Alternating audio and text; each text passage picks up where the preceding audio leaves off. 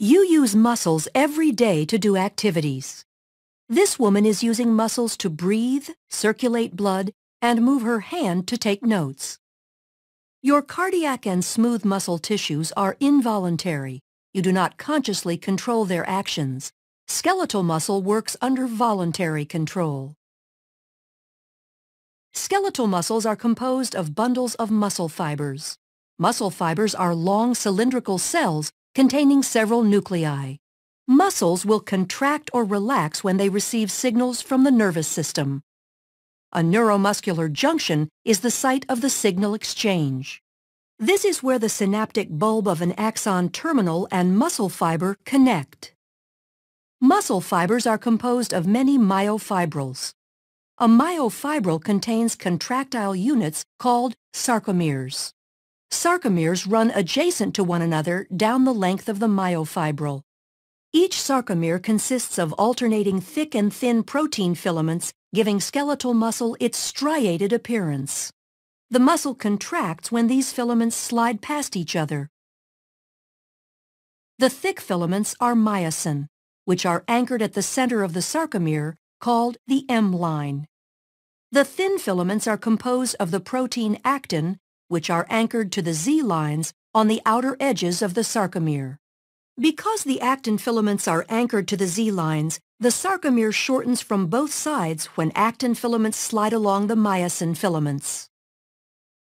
Although the action between the filaments is described as sliding, the myosin filament actually pulls the actin along its length. The cross bridges of the myosin filaments attach to the actin filaments and exert force on them to move.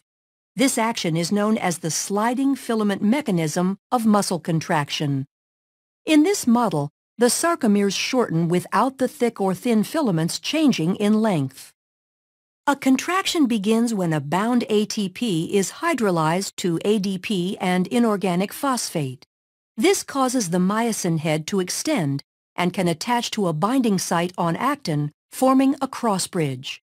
An action called the power stroke is triggered, allowing myosin to pull the actin filament toward the M line, thereby shortening the sarcomere. ADP and inorganic phosphate are released during the power stroke. The myosin remains attached to actin until a new molecule of ATP binds, freeing the myosin to either go through another cycle of binding and more contraction or remain unattached to allow the muscle to relax. Muscle contractions are controlled by the actions of calcium. The thin actin filaments are associated with regulatory proteins called troponin and tropomyosin. When a muscle is relaxed, tropomyosin blocks the cross-bridge binding sites on actin. When calcium ion levels are high enough and ATP is present, calcium ions bind to the troponin, which displaces tropomyosin, exposing the myosin binding sites on actin. This allows myosin to attach to a binding site on actin, forming a cross bridge. Calcium ions are stored in the sarcoplasmic reticulum and are released in response to signals from the nervous system to contract. Neurotransmitter molecules are released from a neuron and bind to receptors, which depolarizes the membrane of the muscle fiber. The electrical impulse travels down the T tubules and opens calcium stores. Calcium ions flow to the myofibrils, where they trigger a muscle contraction.